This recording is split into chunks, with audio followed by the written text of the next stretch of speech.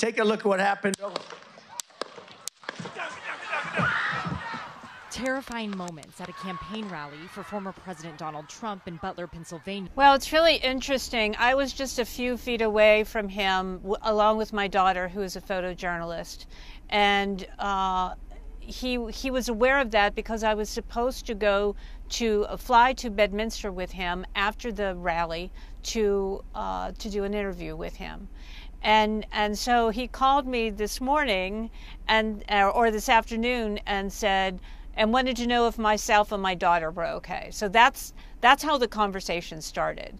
And then I asked him if I could interview him, just talk to him about those moments and about how this changed him.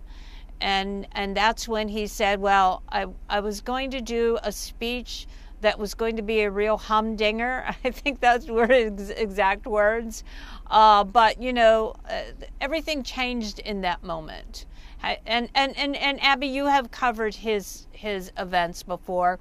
When you watch him at a rally, he always looks forward. Always looks forward. He never looks to his right or to his left.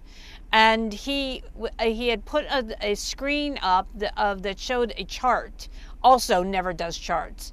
And he looked to his right, something he never does. And as he looked to his right, the bullet grazed right past his face. And I was standing right there when it happened. And he said in that moment, he understood that everything had changed for the country and for himself. He said he was going to focus on bringing the country back together. He thought that it was very, very important that in that moment, when that happened to him, he understood this is what he wants to do, what he's supposed to do.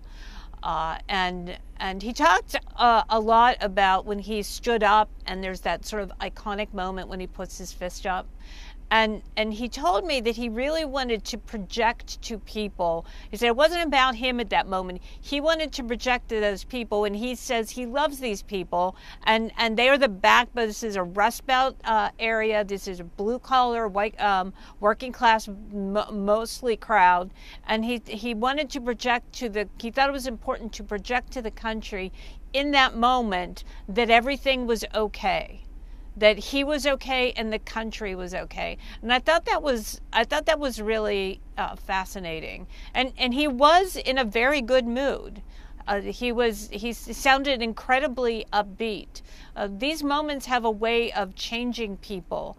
Just 1 centimeter a difference, and we would be talking about a much, much different story today.